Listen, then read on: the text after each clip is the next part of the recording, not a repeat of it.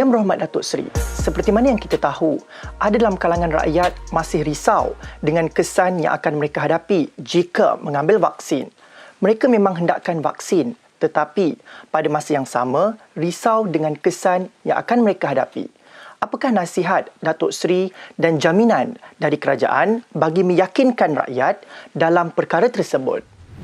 Tidak dapat dinafikan bahawa terdapat kesan sampingan yang dikaitkan dengan mana-mana ubat ataupun vaksin. Majoriti kesan sampingan yang dialami oleh penerima vaksin COVID-19 adalah dalam kategori ringan seperti sakit di tempat suntikan, demam, penat, sakit kepala, kemerahan di tempat suntikan dan lain-lain. Ianya akan pulih dalam masa 2 hingga 7 hari dan tidak memerlukan rawatan lanjut di hospital. Namun, terdapat juga kes-kes yang mengalami kesan sampingan yang serius atau severe atau komplikasi tertentu bergantung kepada kesihatan individu yang menerima vaksin ini.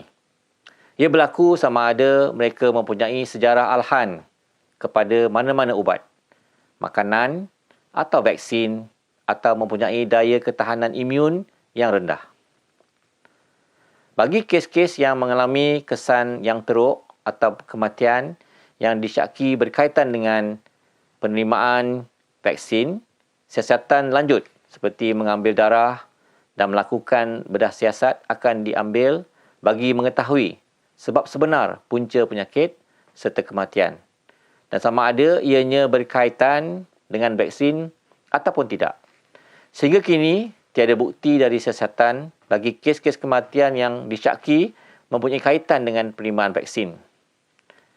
Bagi sebarang kejadian atau komplikasi serius berkaitan vaksin seperti sejarah alahan yang teruk atau anaphylactic shock, penerima vaksin perlu memaklumkan kepada pegawai perubatan atau anggota kesihatan tentang sejarah alahan terlebih dahulu sebelum menerima vaksin bagi mengelakkan mendapat komplikasi-komplikasi ini.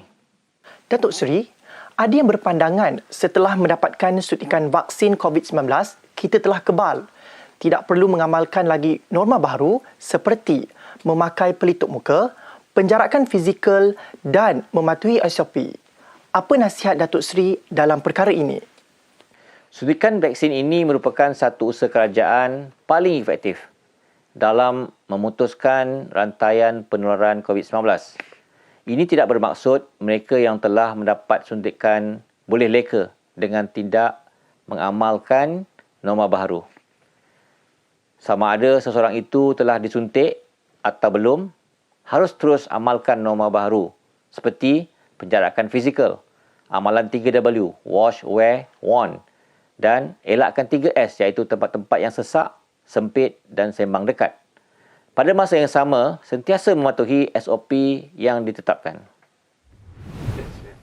Saudara, kita boleh memainkan peranan dalam membantu mengurangkan beban petugas kesihatan yang sudah keletihan dengan mengamalkan norma baharu dalam kehidupan seharian. Semoga bertemu lagi. Sekian.